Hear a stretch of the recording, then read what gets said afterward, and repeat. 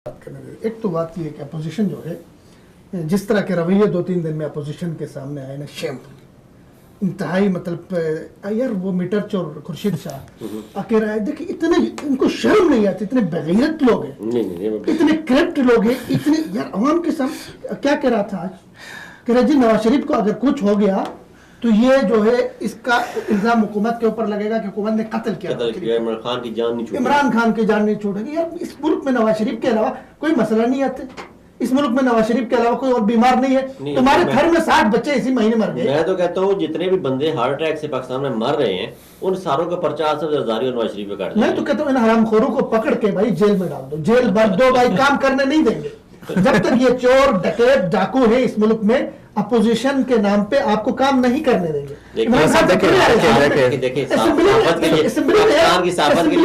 Assembly में इस मुल्क में और कोई काम नहीं है नवाज शरीफ की बीमारी के अलावा डिस्कस करने के लिए। पाकिस्तान की सहाफत के लिए आज बड़ा अच्छा एक दिन है कि अरशद शरीफ को जो है वो नॉमिनेट किया गया है उसने कारकर्दगी के लिए सदारती अवार्ड प्राइज, उसने कारकर्दगी के लिए।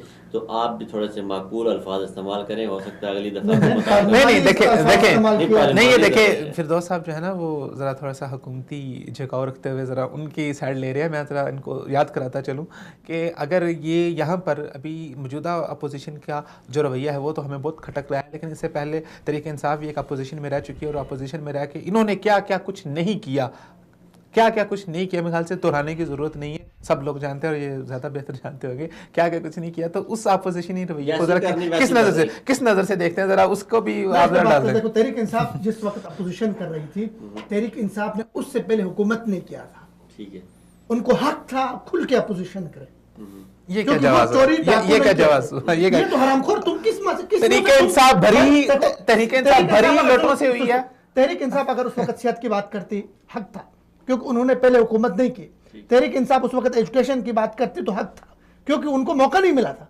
तुम चोर डाकुओं को 40 साल तो तुमने इस मुल्क के ऊपर हुकूमत किए, तुम्हारे पास भाई मौका था सियासत के मसाइल हल करते, तुम्हारे पास मौका था एजुकेशन के मसाइल हल करते, तुम्हारे पास मौका थे पाकिस्तान के अमन अमान के मसाइल हल करते।